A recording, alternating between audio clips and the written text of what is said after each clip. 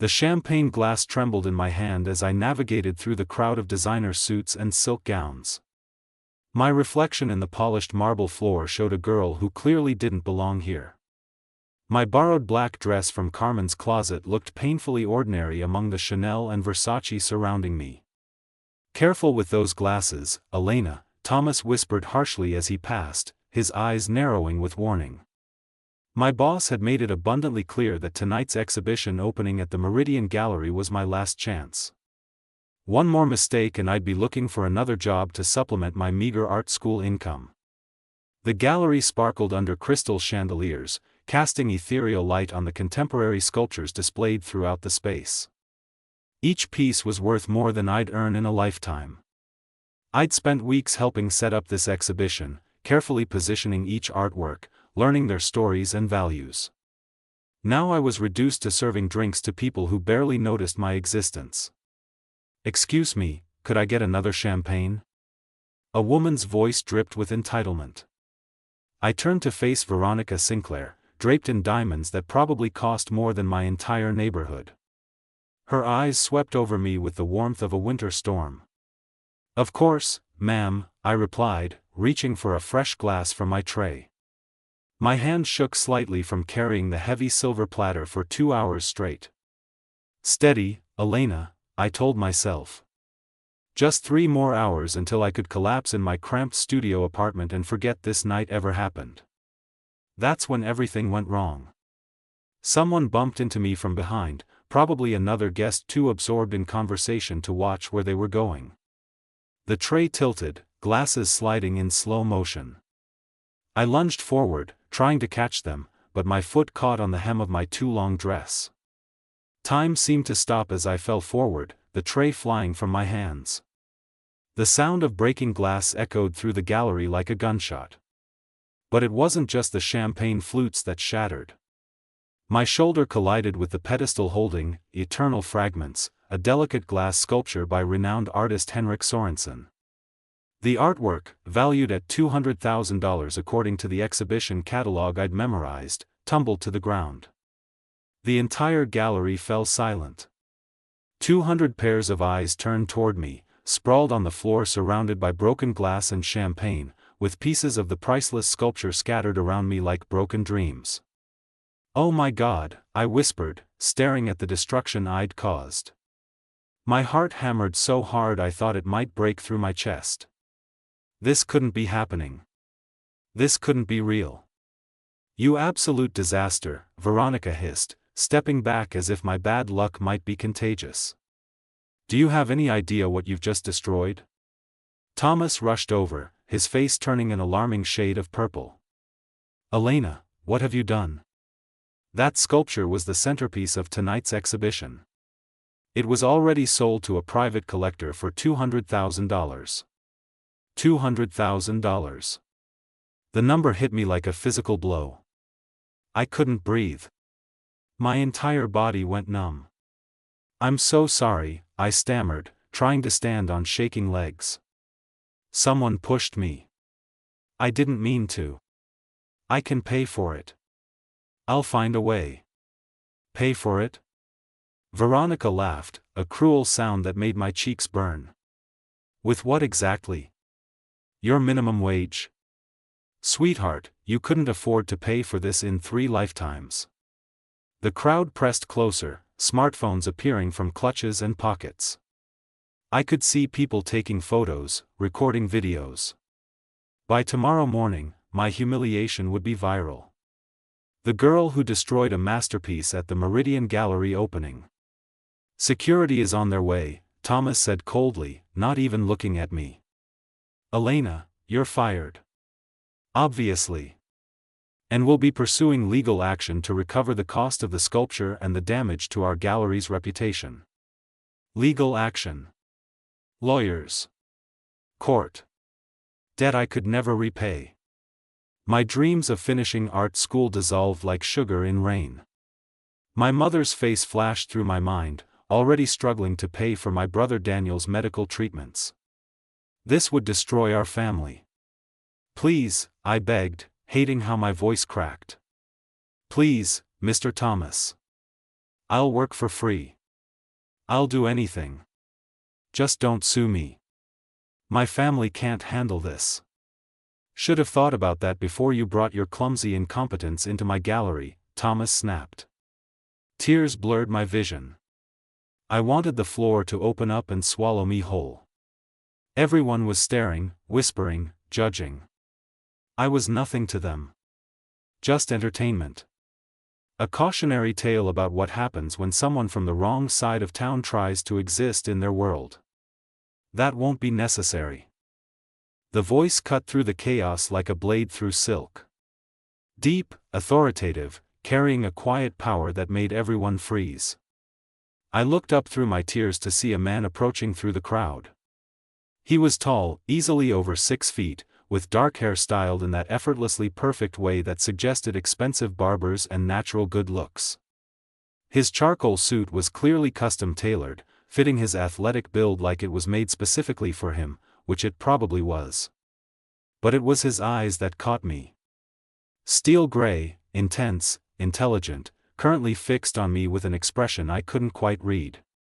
More importantly, I watched how people reacted to him. The crowd parted like the Red Sea. Conversations stopped mid-sentence. Even Veronica, who'd been radiating superiority moments ago, suddenly looked nervous. Julian, Thomas breathed, his anger instantly transforming into nervous deference. Mr. Ashford, I apologize for this disruption. We're handling the situation. Julian Ashford. My stomach dropped. Even I, who barely followed society news, knew that name. Julian Ashford, heir to the Ashford Industries fortune, one of the world's most prominent art collectors, known for his impeccable taste and ruthless business dealings. What was he doing here? Are you hurt? Julian asked, and I realized with shock that he was talking to me. His gray eyes held genuine concern, not the disgust or amusement I'd expected. What? I managed weakly. Are you injured? He spoke slowly, carefully, stepping closer. You fell quite hard. I'm fine, I whispered, though my shoulder throbbed where it had hit the pedestal. Just completely mortified.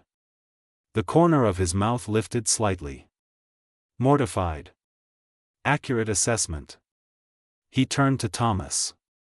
What's the damage? The Sorensen sculpture is destroyed, Thomas said, wringing his hands. Completely irreparable. The buyer is going to be devastated. And there's the matter of the gallery's reputation and the cost of the piece itself. I was the buyer, Julian said calmly. The gallery went absolutely silent. You could have heard a pin drop on the marble floor. You were? Thomas squeaked. I am, Julian corrected. So there's no upset buyer to worry about. As for the sculpture, accidents happen. Particularly at crowded events where people aren't watching where they're going. His gaze swept the crowd with subtle accusation. I saw the entire incident. Someone pushed Miss Martinez.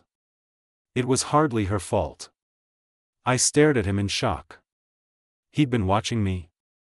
And more importantly, he was defending me. But Mr. Ashford, Veronica interjected, finding her voice. The girl is clearly incompetent. She has no business working at an establishment like this. The insurance complications alone will be a nightmare. The insurance will be handled, Julian said dismissively. He turned back to me, and I felt pinned by those gray eyes. What's your name? Elena, I whispered. Elena Martinez.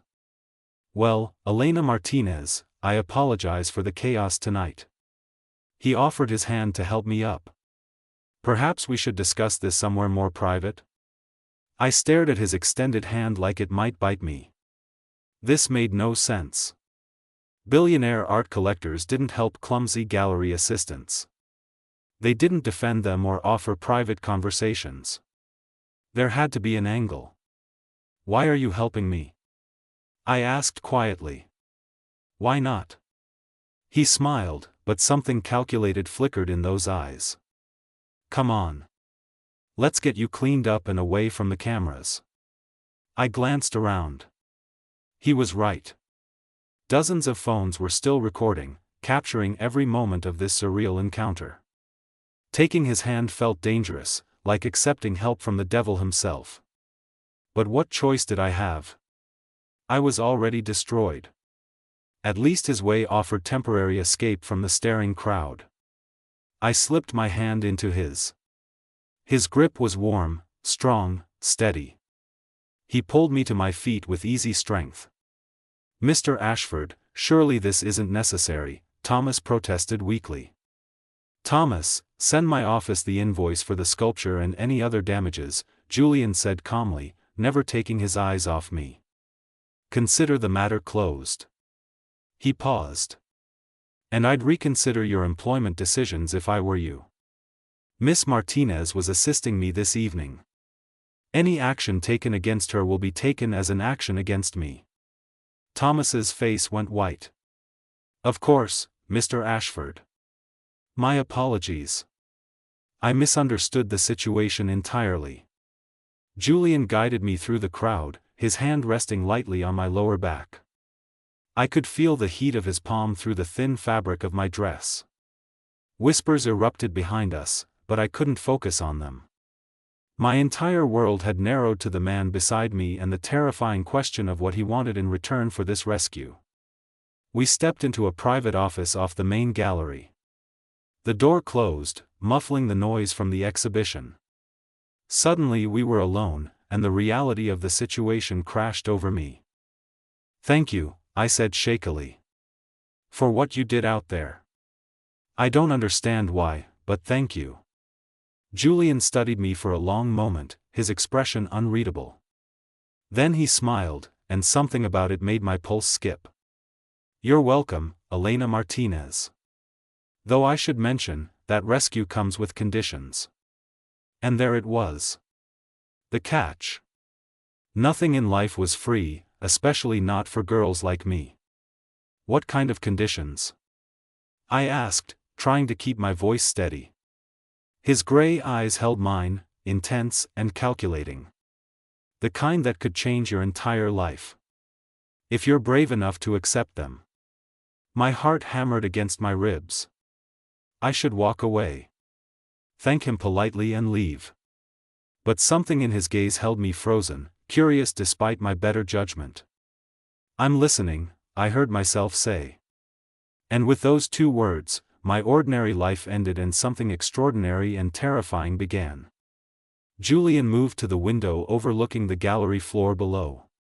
From here, we could see the crowd still buzzing with excitement over what had just happened.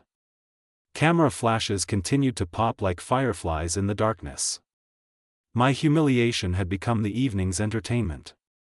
"Do you know why I collect art, Elena?" Julian asked, his back still to me. The question caught me off guard. "Because you have the money to?" He turned, and I caught a flicker of amusement in those gray eyes. "Fair assumption, but wrong. I collect art because it tells stories that words cannot. Each piece represents a moment of pure human vulnerability. The artist exposing their soul for the world to judge." I wrapped my arms around myself, suddenly cold despite the warmth of the office. "That sounds terrifying." "It is. But it's also brave." He moved closer, and I fought the urge to step back. "What you did tonight, falling in front of Manhattan's elite, exposing your fear and vulnerability while they recorded it on their phones. That took a different kind of courage." "That wasn't courage. That was catastrophic clumsiness." "Was it?" His head tilted slightly. "Or were you exhausted from working 3 jobs while attending art school full-time? Were you wearing shoes half a size too small because you couldn't afford new ones? Were you pushed by someone too self-absorbed to apologize?" My throat tightened. How did he know about my 3 jobs? "You seem to know a lot about me for someone I've never met." "I make it my business to know things, Elena. Especially about talented artists who are 1 semester away from dropping out due to financial pressure." He pulled out his phone, scrolled briefly, then turned the screen toward me. It showed my student portfolio. My paintings. The abstract landscapes I'd submitted for the university's Emerging Artist Showcase. Work I'd poured my heart into during late nights after my shifts ended. How did you get those? I whispered. Your professor, Dr. Margaret Chen, showed them to me last month. She believes you have extraordinary potential. She also mentioned you might not finish your degree because you can't afford next semester's tuition. Shame heated my cheeks. My financial struggles weren't supposed to be public knowledge. Dr. Chen had no right to share that information. She cares about you. She wanted to help. Julian pocketed his phone. As do I. Why? The question burst out sharper than I intended. You don't know me. I just destroyed your $200,000 sculpture. Why would you want to help someone like me?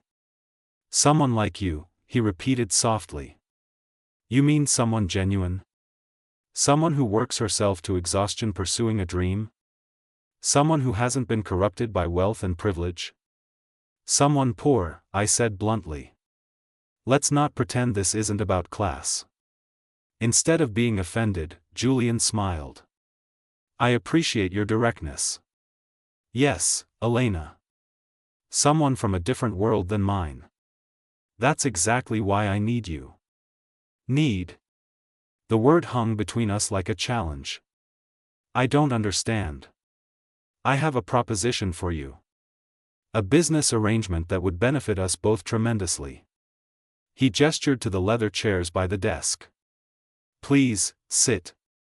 This might take a while to explain. Every instinct screamed at me to refuse, to walk away from whatever scheme this billionaire had concocted. But curiosity and desperation made a powerful combination. Saturday Julian remained standing, his posture relaxed but his eyes sharp. My father, Robert Ashford, is the CEO of Ashford Industries. He's 72 years old and determined to see me settled before he retires. For the past 5 years, he's been introducing me to what he calls suitable matches. Women from appropriate families with the right connections and pedigrees. Sounds delightful, I said dryly. It's suffocating.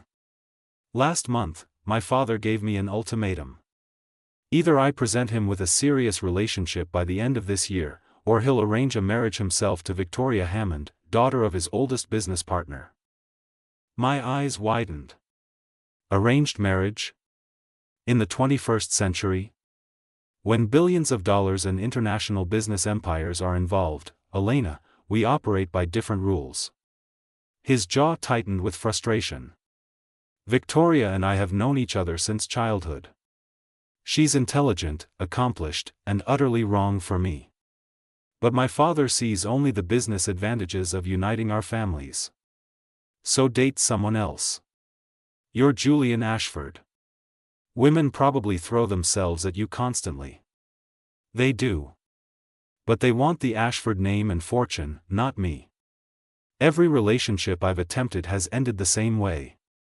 The woman becomes more interested in my bank account than who I actually am as a person. He turned those intense gray eyes on me. You're different. You don't know that. You just met me. I know you've been working at the Meridian Gallery for 8 months. Thomas pays you minimum wage despite promising a raise after 3 months. You never complain. I know you take the subway 2 hours each way to attend classes at the Manhattan Institute of Art. I know your mother is a nurse at Mercy Hospital and your younger brother Daniel has juvenile diabetes that requires expensive insulin. I know you've deferred your student loans twice and you're one missed payment away from default. The words hit me like physical blows. He'd investigated me. Thoroughly. That's creepy. You realize that's extremely creepy, right? It's pragmatic. I needed to know if you were the right person for what I'm about to propose. He finally sat, leaning forward with his elbows on his knees. I need a fiancée, Elena. Not a real one. A pretend one. For 6 months. I blinked hard, certain I'd misheard. A what? A fake fiancé. Someone to convince my father I'm in a serious, committed relationship with marriage potential. Someone genuine enough that he'll believe I've finally fallen in love. Someone from outside our social circle who brings something fresh and real to my life. You want me to pretend to be engaged to you, I said slowly, trying to process the insanity of what he was suggesting. To lie to your father and everyone else for 6 months. Yes. That's insane. That's business. He pulled out a folder from the desk drawer and slid it across to me. In return, I'll pay off your student loans in full. I'll cover your mother's mortgage and your brother's medical expenses for the next 5 years.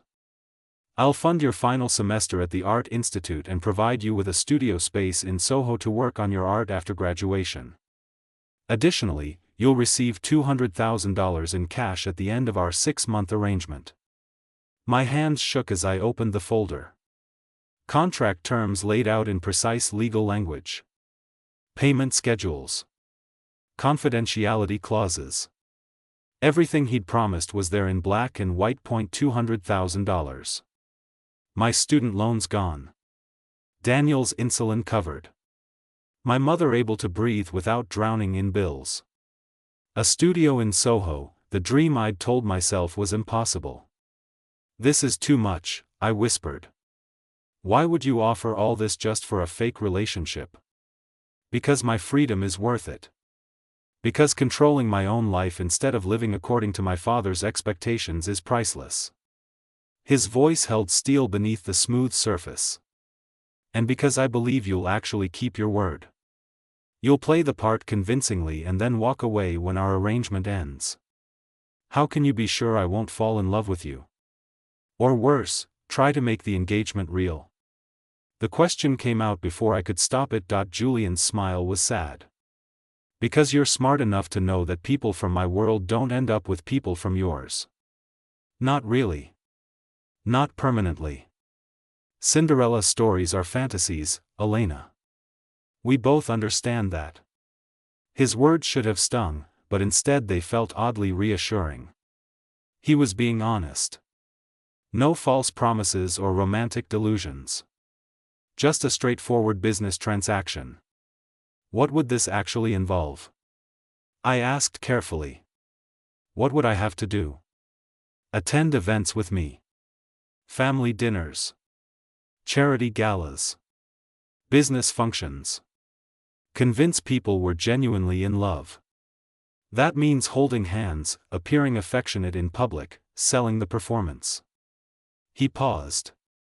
You'd need to move into my penthouse. My father would never believe we're serious if we're living separately. Absolutely not. The refusal came instantly. I'm not living with you. Separate bedrooms. Separate bathrooms. The penthouse has 5,000 square feet. We'd barely see each other unless we chose to. His tone remained calm, reasonable. But we need to be comfortable together, Elena. We need to look like a real couple, and that requires proximity. I stared at the contract, my mind racing. This was crazy. Completely insane. Fake engagements belonged in romantic comedies, not real life. What he was proposing could blow up spectacularly. We could be exposed. His father could sue me for fraud. I could end up worse off than I started, but Daniel needed his insulin. My mother was drowning in debt. My dreams of becoming an artist were slipping away with each passing day. I need time to think, I said finally. You have 24 hours. Julian stood, pulling a business card from his wallet. My private number. Call me tomorrow with your decision. I took the card, our fingers brushing briefly. That same electric current I'd felt earlier shot through me. His eyes held mine for a moment too long. One more thing, I said as he moved toward the door. Tonight, when you defended me in front of everyone. Was that part of your plan? Did you somehow orchestrate that entire disaster? No. His answer was immediate and firm. That was genuine. I saw someone being mistreated and I intervened. The proposition came after, when I realized you might be the solution I'd been searching for. How convenient. Isn't it? His smile was enigmatic.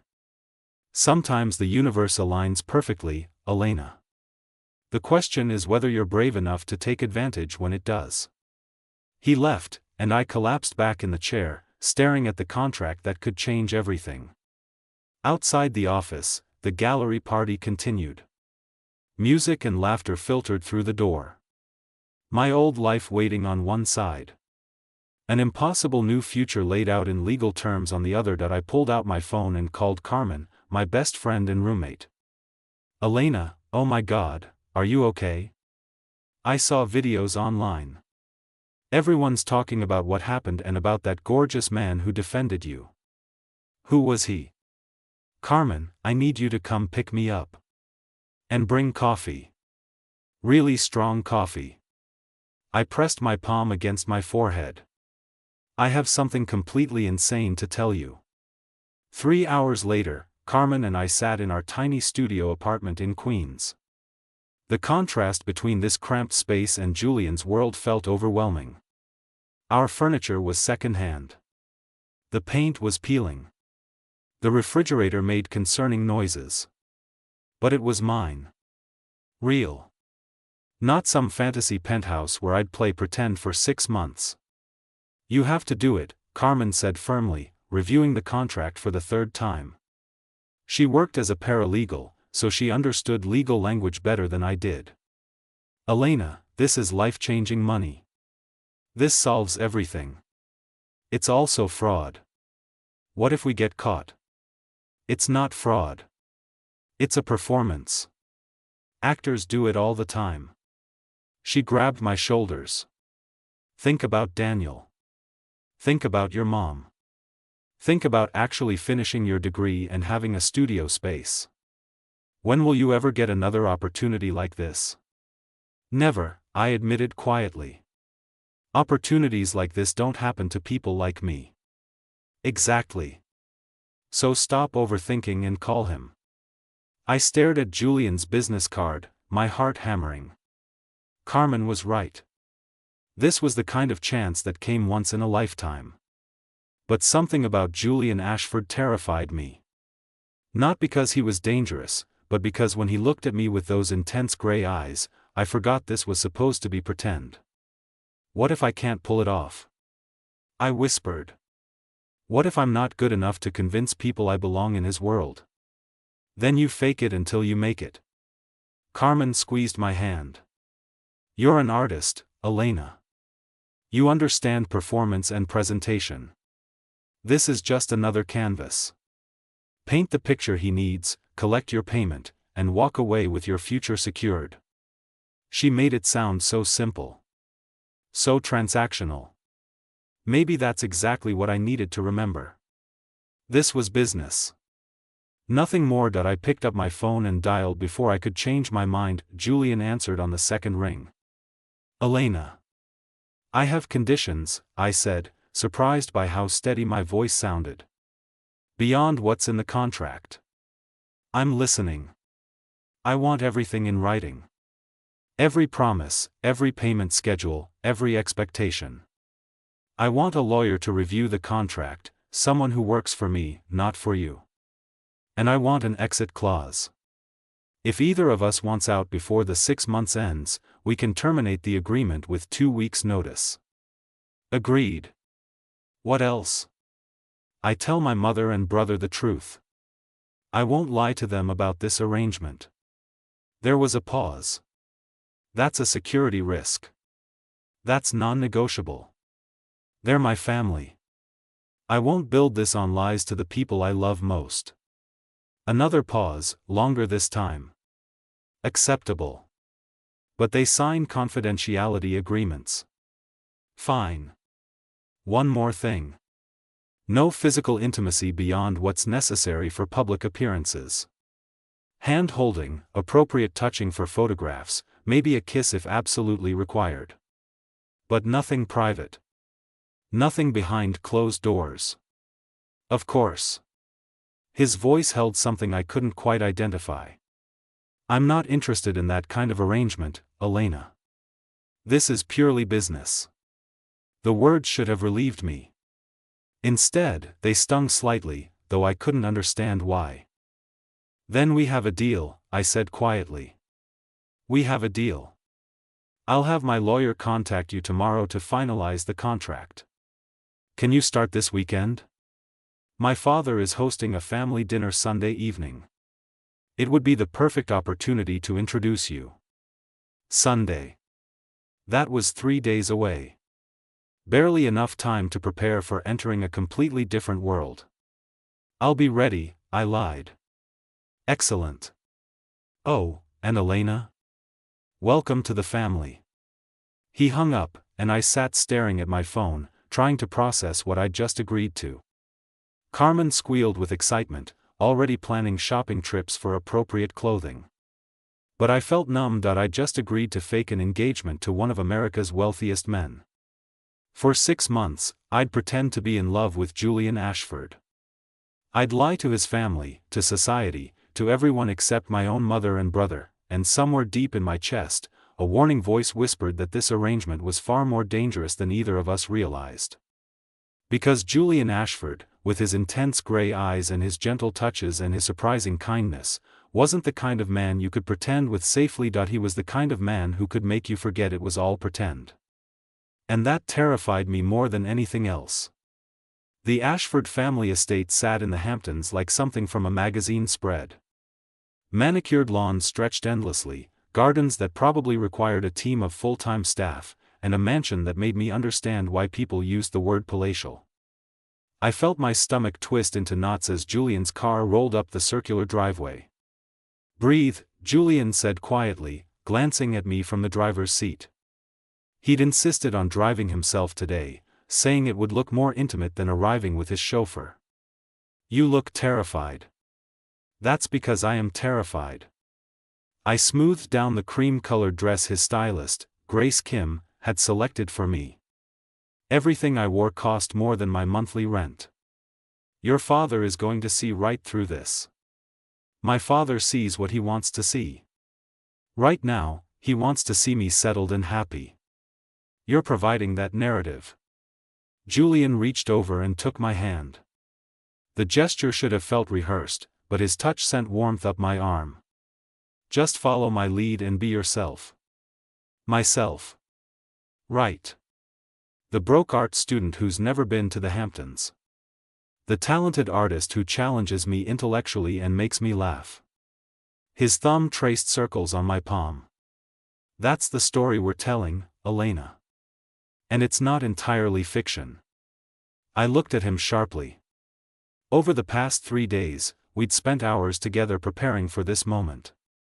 Breakfast meetings where we learned each other's favorite foods and childhood stories. Evening sessions where Grace coached me on proper etiquette and appropriate conversation topics. Late-night phone calls where Julian and I talked about everything from art to philosophy to our deepest fears. The man beside me was nothing like I'd expected. He wasn't cold or calculating. He was thoughtful, funny, surprisingly vulnerable when he let his guard down. He actually listened when I talked about my art, asked intelligent questions, and remembered small details I mentioned in passing, that scared me more than his wealth or his world ever could. Because somewhere between contract negotiations and etiquette lessons, I'd started genuinely liking Julian Ashford.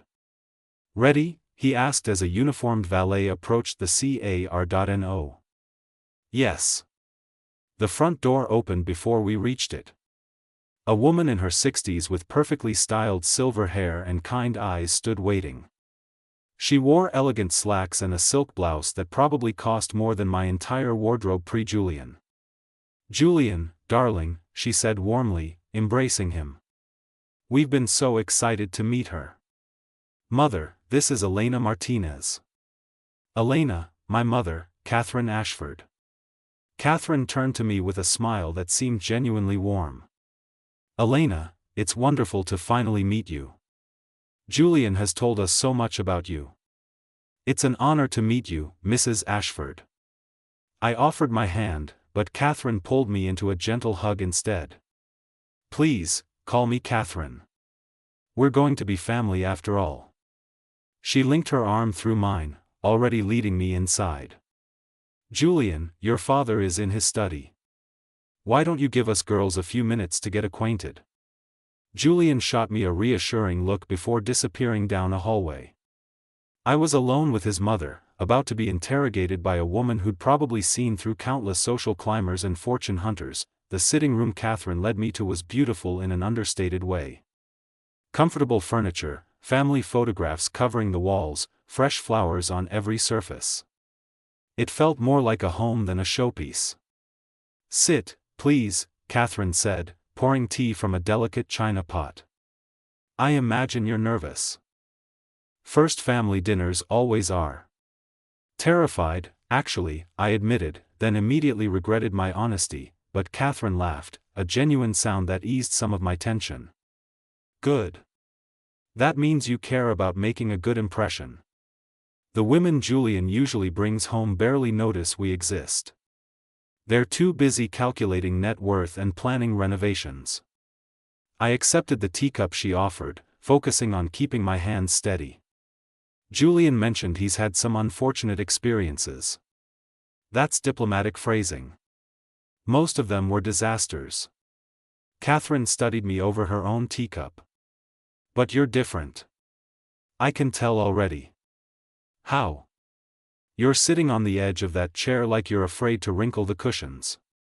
You check the bottom of your shoes before stepping on the carpet.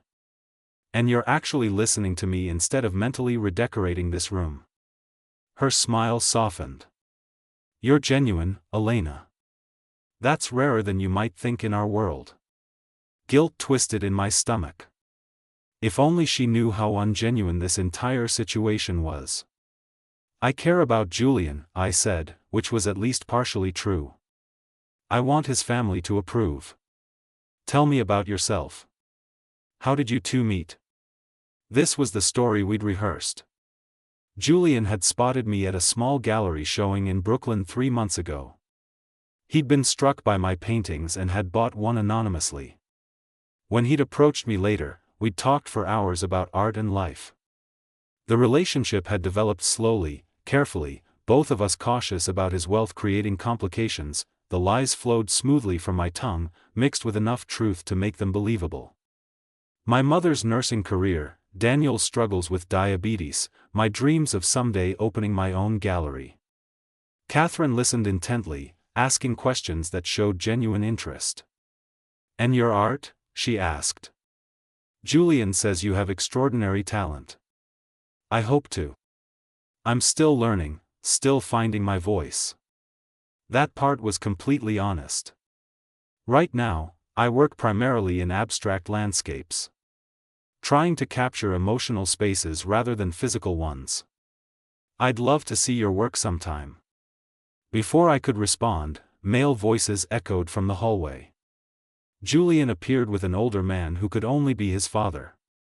Robert Ashford was tall like his son, but where Julian moved with relaxed grace, Robert carried himself with rigid authority.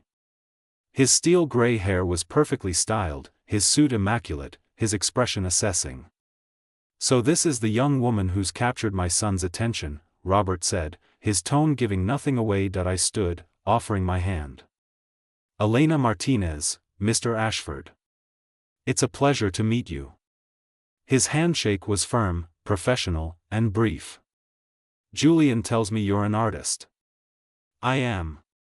Though I'm still establishing myself professionally. Art is a difficult field. Unstable income. Uncertain futures. His eyes were sharp, evaluating. What makes you think you can support yourself in such a precarious career? The question felt like a test. Julian tensed beside me, but I kept my expression calm. I don't expect it to be easy, Mr. Ashford. But I'd rather struggle doing something I'm passionate about than succeed at something that leaves me empty. Some things are worth the risk. Spoken like someone young enough to still believe in romantic notions. Robert, Catherine said with gentle warning. Don't start interrogating the poor girl before we've even had dinner. I'm simply trying to understand what she brings to this relationship beyond her obvious physical appeal. The condescension in his voice made my cheeks heat. I felt Julian move closer, his hand finding mine, squeezing gently. Elena brings authenticity, Julian said firmly. She brings perspective that I desperately needed. She challenges me to think beyond balance sheets and quarterly reports. She reminds me that success isn't only measured in dollars. Robert's expression remained skeptical. Pretty words. But relationships built on artistic dreams and philosophical discussions rarely survive in the real world. Then perhaps we need to redefine what the real world means, I said, surprised by my own boldness. With respect, Mr. Ashford, Julian seems perfectly capable of handling the business aspects of his life. Maybe what he needs is someone who helps him remember there's more to existence than corporate acquisitions and profit margins. Silence fell over the room. Catherine looked delighted. Robert's expression was unreadable. Julian's hand tightened on mine, then Robert laughed. Actually laughed. She's got spirit. I'll give you that, son. Dinner was an elaborate affair with 7 courses and enough silverware to confuse even someone who'd studied etiquette videos obsessively. I watched Catherine for cues, followed her lead, and managed to avoid any catastrophic mistakes. The conversation flowed around business matters I barely understood. Real estate developments in Singapore. Investment opportunities in emerging markets. Julian participated naturally, but I noticed how he kept drawing me into the discussion, asking my opinion on design elements or marketing strategies as if my input actually mattered. Elena, Julian mentioned you work with Thomas at the Meridian Gallery, Robert said during the main course. What's your assessment of his business model? The question caught me off guard. Honestly, I think he's too focused on established names and not taking enough risks on emerging artists. The gallery has become predictable. Safe. It's profitable, but it's not exciting anymore. Interesting. And what would you do differently? I set down my fork, feeling everyone's attention on me. I'd create a hybrid model. Keep the established artists for steady revenue, but dedicate one wing specifically to unknowns. Host monthly shows featuring different emerging talents. Create buzz around discovering the next great artist before anyone else does. People love feeling like insiders, like they're witnessing the birth of something important. Robert leaned back, studying me with new interest. That's actually quite insightful. Julian, has your father ever considered implementing something similar at the Ashford collection? The rest of dinner passed in animated discussion about art markets and investment strategies. I found myself relaxing, actually enjoying the conversation. Robert remained formal but seemed less dismissive. Catherine was openly warm. And Julian kept looking at me with an expression I couldn't quite read. After dinner, he pulled me aside in one of the many hallways. You were incredible, he said softly. My father actually seemed impressed, which is nearly impossible to achieve. I just spoke honestly. Probably too honestly. No. It was perfect. His hands framed my face gently. Elena, I need to tell you something. My heart hammered at his proximity. What? This arrangement, this pretense we agreed to. It's getting complicated. What do you mean? I mean that when I touch you, it doesn't feel like performance anymore. When you laugh at my jokes or challenge my opinions or look at me like you're doing right now, I forget this is supposed to be temporary. His gray eyes were intense, searching mine. I'm starting to care about you. Really care. And that wasn't part of our contract. My breath caught. I should step back, remind him of our boundaries, keep this professional. But instead, I found myself leaning into his touch. Julian, we can't. This was supposed to be business. I know. But somewhere between contract negotiations and tonight, it became something else. His thumb traced my cheekbone. Tell me you don't feel it too. I couldn't. Because he was right. The electricity between us had grown with every shared meal, every late-night conversation, every casual touch that lingered longer than necessary. What had started as pretense had developed into something dangerously real. "We have 4.5 months left on our agreement," I whispered. "What happens when it ends? I don't know. But maybe we figure that out together instead of pretending we can control every variable." He leaned closer, his lips inches from mine. "Can I kiss you, Elena? Not for the cameras or my family. Just for us." Every logical part of my brain screamed to refuse. This violated every boundary we'd established. This was how people got hurt. But my heart, traitorous thing that it was, wanted nothing more than to close that final distance between us. "Yes," I breathed. His lips met mine softly at first, questioning. Then deeper as I responded, my hands finding his shoulders, his arms pulling me closer. The kiss tasted like possibility and danger and something that felt terrifyingly like falling. When we finally broke apart, both breathing hard, the world felt different. Shifted. We'd crossed a line we couldn't uncross. "This is a terrible idea," I said, but didn't step away from the circle of his arms. "Probably the worst I've ever had," he agreed, smiling against my hair. "What do we do now?" "I don't know. Figure it out as we go?" I pulled back enough to see his face. "But Julian, we need to be honest with each other. Completely honest. No more pretending, at least not with each other. Deal?" He kissed my forehead gently. "Though we should probably head back before my parents send a search party." We returned to find Catherine and Robert having coffee in the sitting room. If they noticed our flushed faces or slightly disheveled appearance, they were too polite to mention it. "Elena, before you leave," Catherine said, pulling an envelope from her purse. "I wanted to give you this. It's an invitation to the annual Ashford Foundation Charity Gala next month. As Julian's fiancé, you'll be expected to attend and possibly say a few words." Fiancé. The word hit me like cold water. We weren't engaged. This was all pretend. Except now it felt more real than anything else in my life. "I'd be honored," I managed. The drive back to Manhattan was quiet. Julian held my hand, occasionally glancing over with an expression that made my heart ache. We'd made everything infinitely more complicated. But I couldn't bring myself to regret it. When he walked me to the penthouse door, I turned to face him. "What happens tomorrow?" "Tomorrow, we have breakfast together like usual.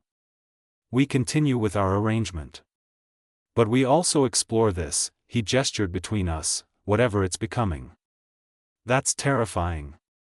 "Completely." His smile was soft. "But also kind of exciting, don't you think?" I stood on my toes and kissed him, brief and sweet. "Good night, Julian." "Good night, Elena." I closed the door and leaned against it, my fingers touching my lips where his had been moments before.